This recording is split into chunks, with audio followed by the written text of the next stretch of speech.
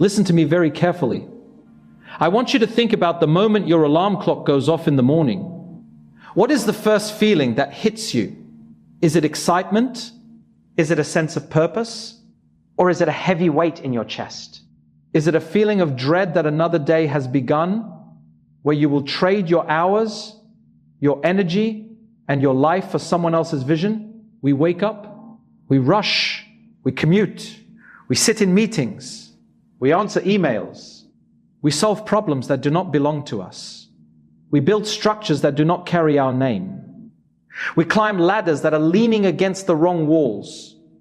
And at the end of the day, we come home exhausted, empty, and wondering where the time went. My dear brother, my dear sister, I am here to tell you something that might be uncomfortable, but it is the truth you need to hear. While you are busy securing someone else's future, your own dream is dying. While you are worried about someone else's legacy, your own purpose is fading away. You were not created to be a cog in a machine. You were not created to live in the shadow of another person's ambition. Allah created you with unique talents, with a specific purpose, with a potential that belongs only to you. And every day you spend living someone else's life is a day you are stealing from your own soul. It is a day you are wasting from the one life you have been given. The clock is ticking. Your potential is expiring. And Allah will ask you on the day of judgment, what did you do with the life I gave you? Did you live it for me? Or did you lose it in the pursuit of pleasing people? Why do we do this? Why do we stay in situations that drain us? Why do we suppress our own ideas to support someone else's empire? The answer is fear. We are afraid of failure. We are afraid of uncertainty. We are afraid of what people will say. We have been conditioned to believe that safety is found in following orders. We think that if we just work hard enough for someone else, they will take care of us. We think that if we please our bosses, our society, or our family, we will find peace. But this is a trap. This is the illusion of security. In Islam, we are taught that true security comes only from Allah. When you build your life around pleasing people, you are setting yourself up for disappointment. People change. Companies downsize. Economies crash. Empires fall. If your foundation is built on someone else's vision, when that vision shifts, you are left standing on nothing. But if your foundation is built on your own purpose, aligned with the will of Allah, you stand on solid ground. Allah says in the Holy Quran, in Surah Al-Baqarah, verse 286, Allah does not charge a soul except with that within its capacity. He knows what you are capable of. He knows the dreams He placed in your heart. When you ignore those dreams to serve someone else's agenda, you are essentially telling Allah, I do not trust the potential you gave me. You are burying the talents He entrusted to you. Think about the parable of the talents. If someone gives you a seed to plant and you bury it in the ground because you are afraid it might not grow, have you honored the giver? Number. You have wasted the gift. Allah has given you skills. He has given you ideas. He has given you time. These are seeds. Are you planting them in your own soil, or are you handing them over to someone else to harvest? We also live in a culture of comparison. We look at others who have built their own paths and we feel intimidated. We say, who am I to try? What if I fail? What if people laugh? But let me remind you of something powerful. The opinion of people holds no weight on the day of judgment. When you stand before Allah, your boss will not be there to defend you. Your colleagues will not be there to speak for you. Your salary slip will not be accepted as currency. The only thing that will matter is what you built for your soul.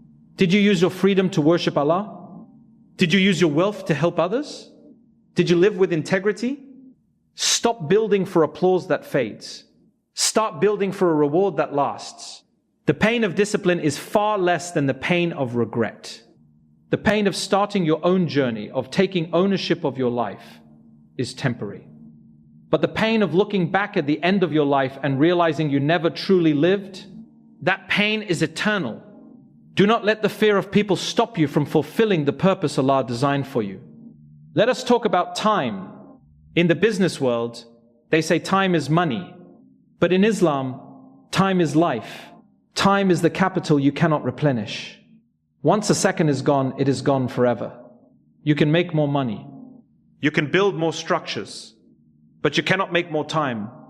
And yet we sell our time so cheaply. We give the best hours of our day to someone else's projects. We give our mental energy to solving someone else's problems. And then, when we have no energy left, we give Allah the leftovers. We pray when we are tired. We read Quran when we are exhausted.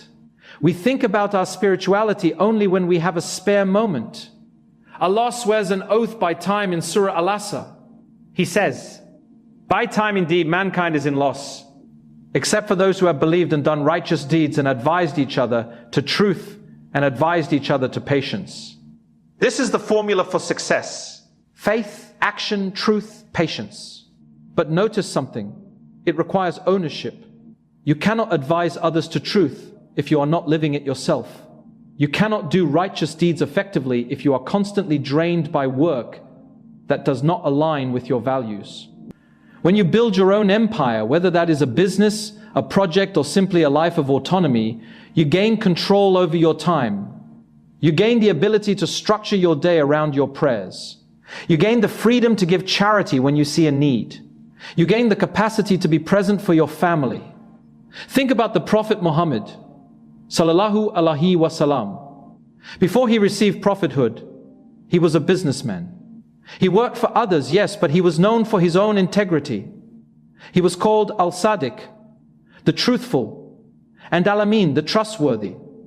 He built a reputation that was his own. When he married Khadija, Radi Allahu Anha, he managed her trade, but he did so with his own ethical framework. He did not compromise his values for profit. Even when he was persecuted later in life, he had the strength to stand alone because he was not dependent on the approval of the Quraysh leaders. He built an empire of faith that outlasted every physical empire of his time. We need to learn from this. Working for someone is not haram. It is honorable to earn a halal living. But there is a difference between working to survive and working to build. If you are working solely to make someone else rich while you remain stagnant, while your dreams gather dust, you need to ask yourself why. Is it because you lack planning? Is it because you lack trust in Allah? Or is it because you are comfortable in your slavery? Allah is Ar-Razak, the provider. Your rizq is written. It does not belong to your employer. It belongs to Allah.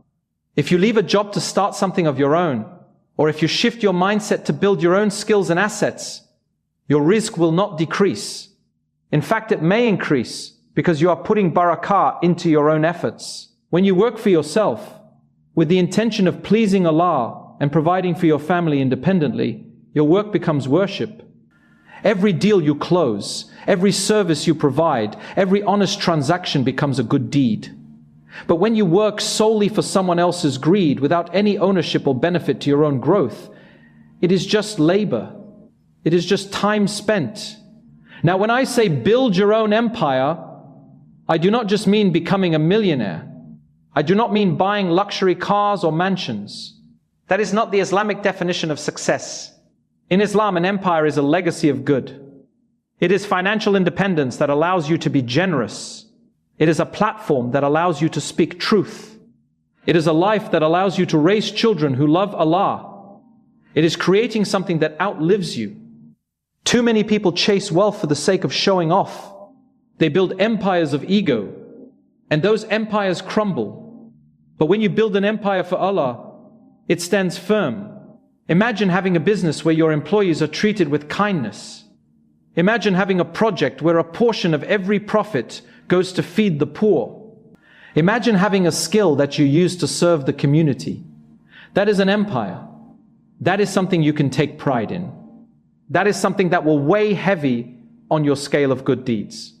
Allah says in the Quran, Surah Al-Kahf, verse 46, "Wealth and children are but adornment of the worldly life.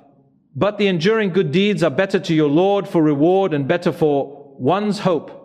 Your dream should not be just to accumulate. Your dream should be to contribute. When you build your own path, you have the freedom to align your work with your values. You can say no to unethical deals. You can say no to exploitation. You can say yes to flexibility for your prayers. When you work for someone else, you are often bound by their policies.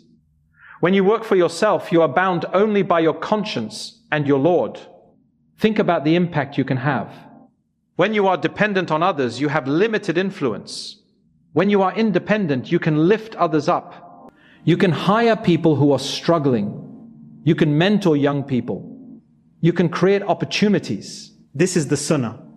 The Prophet Muhammad, Sallallahu Alaihi Wa Sallam, empowered others. He did not hoard power. He distributed it. He made leaders out of his companions. He taught them to be self-sufficient. This is what you should aspire to. Build something that allows you to be a source of good for others.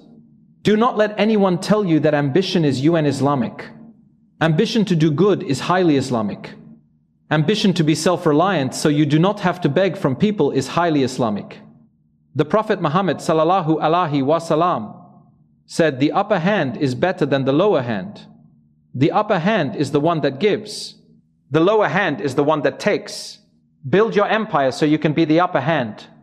Build your life so you can be a giver, not a taker. I know what is holding you back. It is the fear of the unknown. You think, what if I fail? What if I lose my money? What if I cannot feed my family? These are valid concerns. But let me ask you this, who is feeding you now? Is it your employer or is it Allah? Your employer is just a means. Allah is the source. If you trust the means more than the source, your faith is weak. You need to strengthen your tawakkul, your trust in Allah. Tawakkul does not mean you jump off a cliff and expect angels to catch you. Tawakkul means you tie your camel and then trust Allah. It means you plan. It means you work hard. It means you seek knowledge. It means you take calculated risks. But once you have done your part, you leave the outcome to Allah. You do not worry about what you cannot control. There is a beautiful story in the Sirah. When the Prophet Muhammad Sallallahu Alaihi Wa Sallam migrated to Medina, he left everything behind. His home, his city, his wealth. He arrived with nothing. But within a few years, he established a state, a community, and a legacy that changed the world forever. How? Because he trusted Allah. He did not let the fear of loss stop him from pursuing the mission Allah gave him. You do not have to quit your job tomorrow. That might be reckless. But you can start today. Start small. Dedicate 1 hour a day to your own dream. Learn a new skill. Save money specifically for your own venture. Network with people who inspire you. Write down your plan. Make dua for clarity. Allah says in Surah At-Talaq verse 2 and 3, and whoever relies upon Allah, then He is sufficient for him. Indeed, Allah will accomplish His purpose. Allah has already set for everything a decreed extent. If Allah is sufficient for you, who can be against you? If Allah accomplishes His purpose through you, what failure can truly harm you? Even if you try and you do not succeed financially, you will have succeeded in courage. You will have succeeded in trying. And Allah loves those who try. He loves those who strive. The person who sits on the sidelines fearing failure will never know the blessing of breakthrough. Stop letting fear write your story. Fear is a liar. It tells you that you are not enough. It tells you that the world is too dangerous. It tells you that you should stay small. But Allah created you to be great. Not great in the eyes of people, but great in your character, great in your contribution, great in your faith. Take the step, even if it is a small step. Move towards your own purpose. My dear friend, we must remember that this life is temporary. We are travelers. We are not settlers. One day you will leave everything behind. The office you sit in, the car you drive, the title you hold, it will all belong to someone else. The only thing that will remain is what you built for the hereafter. When you build your own life with intention, you can ensure that your legacy is one of faith. You can build a family that remembers Allah. You can build wealth that is purified through zakat and sadaqah. You can build a reputation that is clean and honest. This is the true empire. This is the kingdom that does not fade. Imagine standing before Allah. He asks you, I gave you time, I gave you health, I gave you skills. What did you build? Will you say, I built someone else's company? Or will you say, Ya Allah, I used what you gave me to build a life that pleased you. I helped others. I was independent. I was generous. The Prophet Muhammad, Sallallahu Alaihi Wa Sallam, taught us that when a person dies, their deeds come to an end except for three: a continuing charity, knowledge that is benefited from, or a righteous child who prays for them. This is where your focus should be. Build something that continues. Build a business that employs people fairly. Build a project that teaches good. Build a family that worships Allah. This is how you win. Do not wait until you are old. Do not wait until you retire. Retirement is not guaranteed. Youth is a blessing before old age. Health is a blessing before sickness. Use these blessings now. Invest in yourself. Invest in your vision. Invest in your relationship with Allah.